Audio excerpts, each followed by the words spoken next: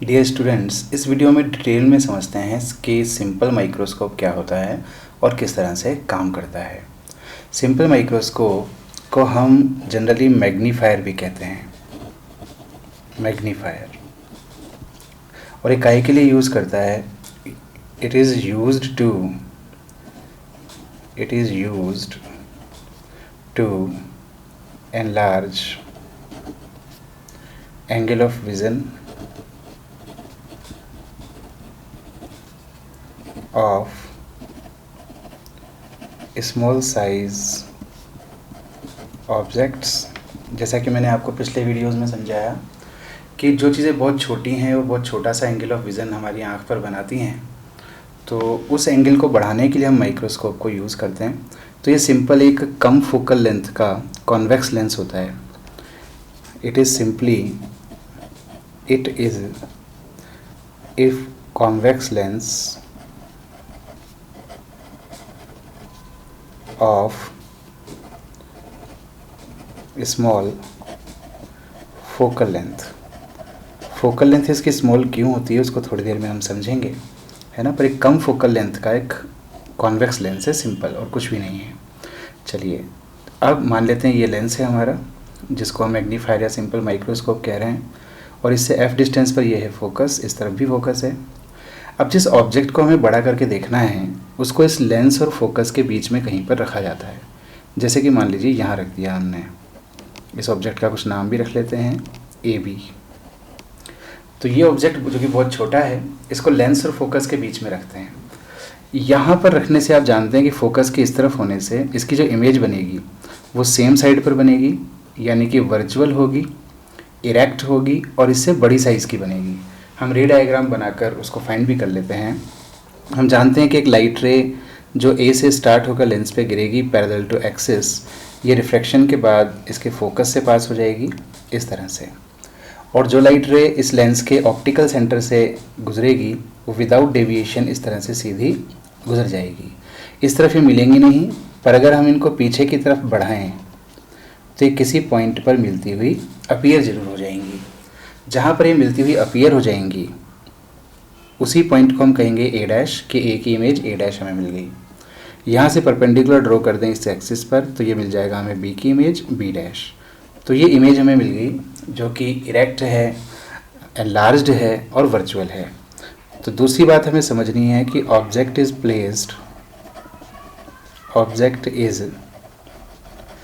Placed between lens and focus so that its virtual, erect and magnified image is formed।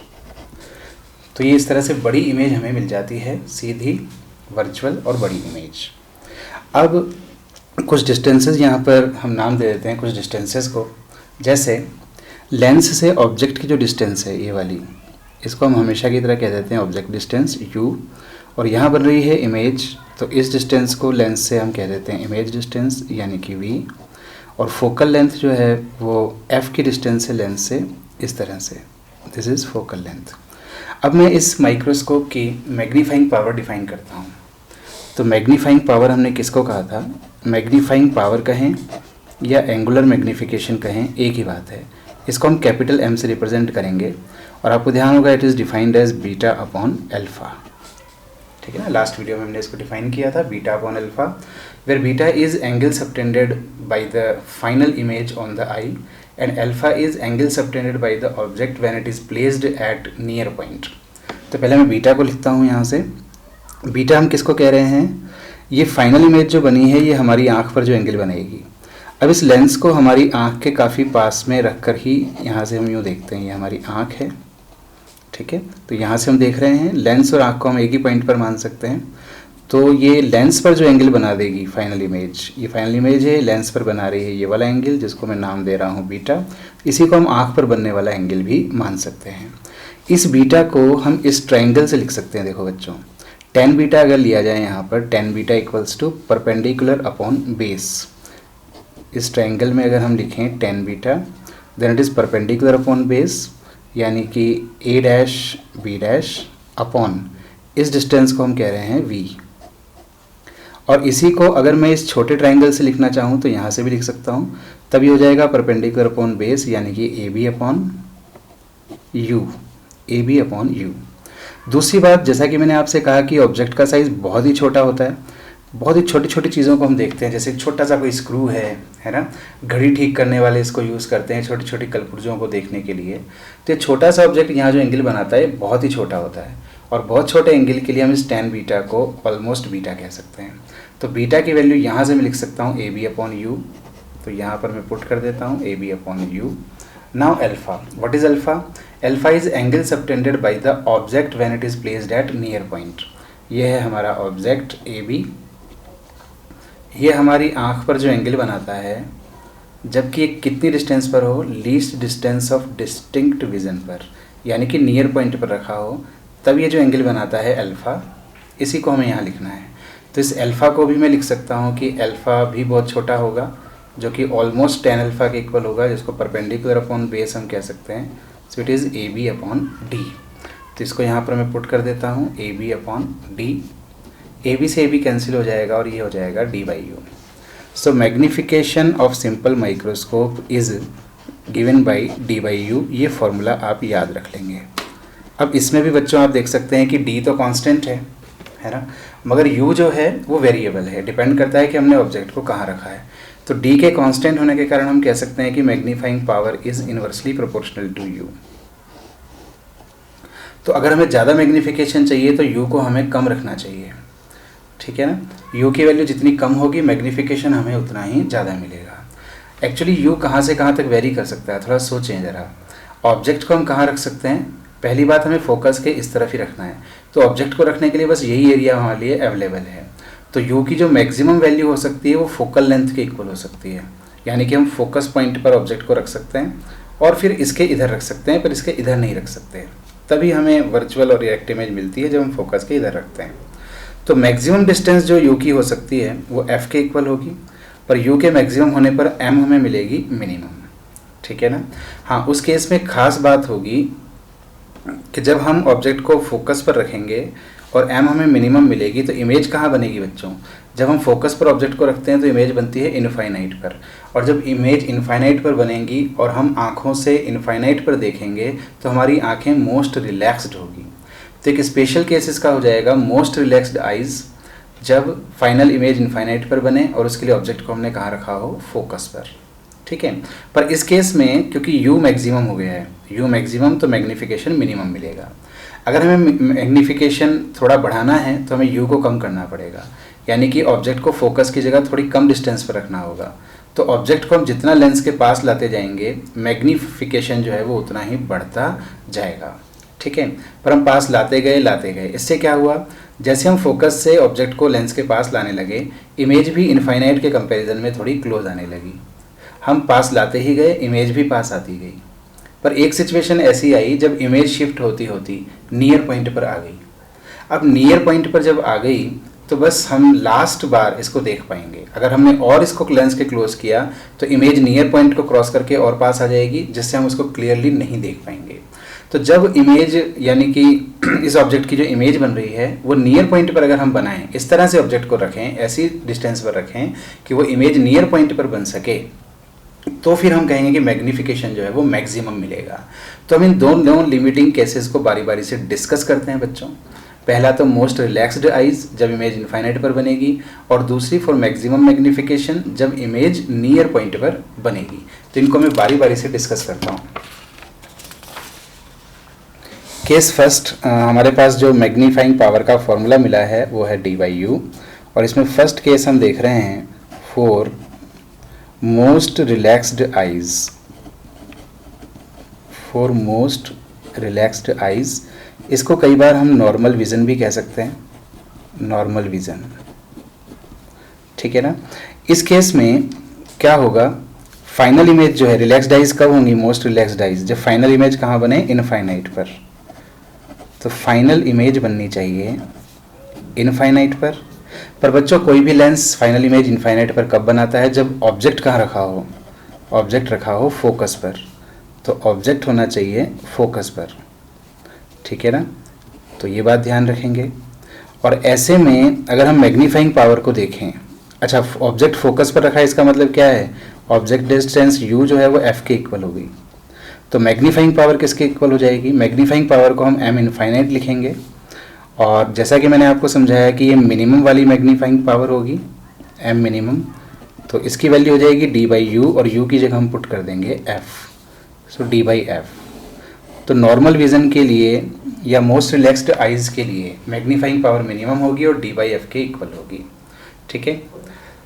Second case हमारा हो जाएगा for maximum magnifying power या for maximum या most stressed eyes. जब हमारी आँखों में स्ट्रेस मैक्सिमम है, ठीक है ना, और ऐसा कब होगा? जब इमेज जो है वो कहाँ बने? नियर पॉइंट पर। जब इमेज नियर पॉइंट पर बने, यानी कि इमेज डिस्टेंस जो हो, जिसको हम v कहते हैं, वो किसके इक्वल हो? d के इक्वल हो, ठीक है। माइनस के साथ भी शो कर सकते हैं क्योंकि ये हमारा लेंस हो गया और ऑब्जेक्ट और इमेज दोनों ही इस साइड पर बन रही हैं, तो दोनों ही नेगेटिव हैं। तो इमेज बननी चाहिए d डिस्टेंस पर, और इसके लिए हमें ऑब्जेक्ट को किसी पर्टिकुलर डिस्टेंस पर रखना होगा। तो इसके लिए हमें ऑब्जेक्ट को कहाँ रखना होगा उसको मैं पहले फाइंड करता हूँ। कैसे फाइंड करूँगा? लेंस फार्मूला में यूज़ करूँ अगर 1/f equals to 1/v minus 1/u, ठीक है। इसमें क्या करें? f तो पॉजिटिव आ जाएगा क्योंकि कॉन्वेक्स लेंस है। v की वैल्यू हमें लिखनी होगी -d, क्योंकि इमेज हमें बनानी है नियर पॉइंट पर, तो d है least distance of distinct vision, और माइनस के साथ लिखा है, आप समझ सकते हैं साइन कन्वेंशन, क्योंकि लाइट इधर से आ रही है और उसके अपोजिट यूँ माइनस डिस्टेंस होगी, माइनस 1/u। u हम फाइंड करना चाहते हैं, तो इससे मैं सॉल्व करूँ अगर, तो 1/u equals to minus 1/d minus 1/f। तो इससे मुझे u की वैल्यू मिल जाएगी, u equals to minus df upon d plus f। और माइनस तो सिर्फ डायरेक्शन को शो कर रहा है कि इस तरफ रखना है। इसके मैग्नीट्यूड को हम याद कर लेंगे बच्चों, ये इंपॉर्टेंट टर्म है एक, कि u equals to df upon d plus f। ये है एक पर्टिकुलर ऑब्जेक्ट डिस्टेंस। कौन सी पर्टिकुलर ऑब्जेक्ट डिस्टेंस?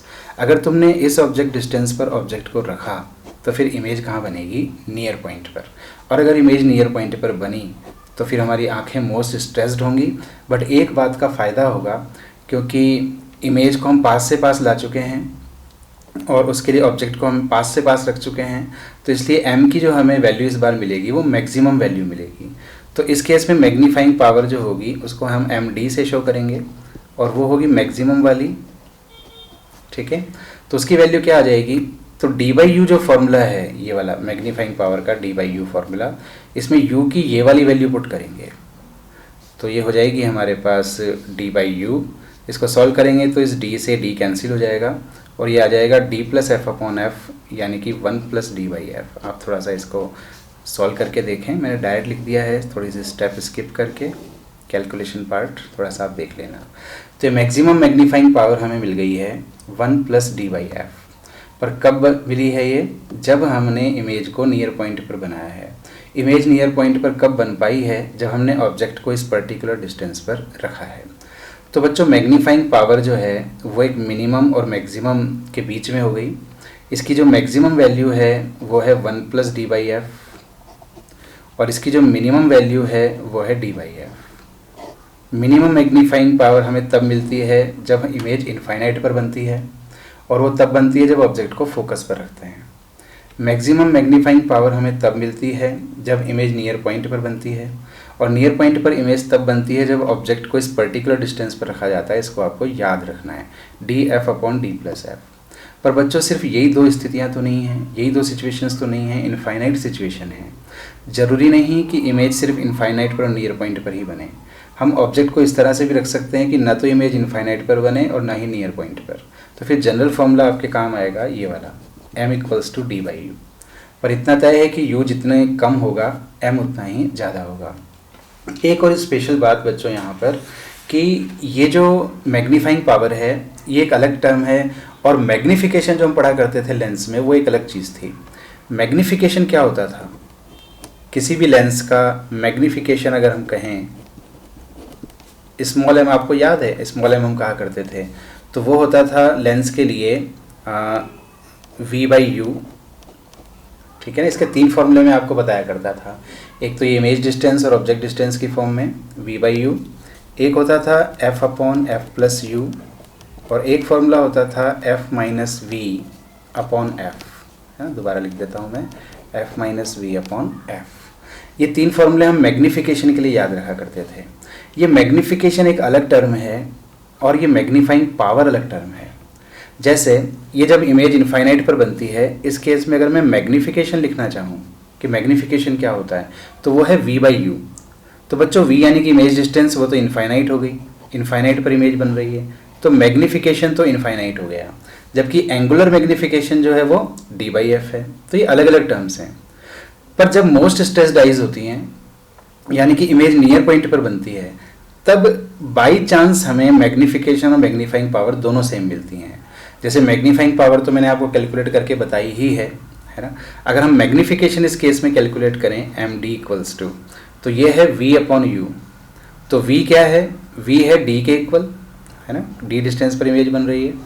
और U क्या है, U है DF/D+F, और D से D कैंसिल हो गया और ये आ गया 1+D/F। तो ये जो स्पेशल केस है जब इमेज नियर पॉइंट पर बनती है, इस केस में बाई चांस ऐसा हुआ है कि लेंस का मैग्नीफिकेशन भी वही आ गया है जो इसकी मैग्नीफाइंग पावर है। पर इन जनरल मैग्नीफिकेशन एक अलग टर्म है V/U, और मैग्नीफाइंग पावर एक अलग टर्म है D/U, ठीक है। बाकी सारे केसेस में दोनों अलग अलग मिलेंगे, सिर्फ इस पर्टिकुलर केस में सेम मिल गया है। एक लास्ट बात और बच्चों यहाँ पर ध्यान दो आप लोग कि इसकी मैग्नीफाइंग पावर जो है वो फोकल लेंथ पर देखो कैसे डिपेंड कर रही है। फोकल लेंथ जितनी कम होगी, मैग्नीफाइंग पावर उतनी ही ज़्यादा होगी। तो हम फोकल लेंथ जितनी कम लेंगे, हमें उतना ज़्यादा मैग्नीफिकेशन देखने को मिलेगा सिंपल माइक्रोस्कोप में। बट F की वैल्यू हम बहुत कम नहीं ले सकते, क्योंकि F को बहुत कम लेने से लेंस के जो कुछ एब्रेशन होते हैं, स्फेरिकल एब्रेशन या क्रोमेटिक एब्रेशन, वो एनहांस होते हैं, यानी कि इमेज जो है वो क्लियर नहीं बनती। तो हम फोकल लेंथ ऐसा नहीं करेंगे कि सर 0 ही कर दें इसको, इनफाइनाइट हमें मैग्नीफिकेशन मिल जाएगा। फोकल लेंथ तुम जितनी कम करते जाओगे, लेंस के एब्रेशन जो हैं वो बढ़ते जाएंगे और हमें क्लियर इमेज नहीं मिल पाएगी। तो एक लिमिट तक ही हम इसकी मैग्नीफाइंग पावर अचीव कर सकते हैं। अगर उससे ज़्यादा हमें मैग्नीफिकेशन चाहिए तो हम एक लेंस की जगह 2 लेंसेज का कॉम्बिनेशन यूज़ करते हैं, और 2 लेंसेज को कंबाइन करके जब हम माइक्रोस्कोप बनाते हैं, then that is called compound microscope. तो उसकी मैग्नीफाइंग पावर इसके कंपैरिजन में बहुत ज़्यादा बढ़ जाती है। उसको हम नेक्स्ट वीडियो में समझेंगे। इस वीडियो में आप इसको अच्छे से समझें, इसके जो भी 3-4 फॉर्मूले, जो 3-4 रिजल्ट मैंने आपको याद रखने के लिए कहे हैं, उनको अच्छे से लर्न करें।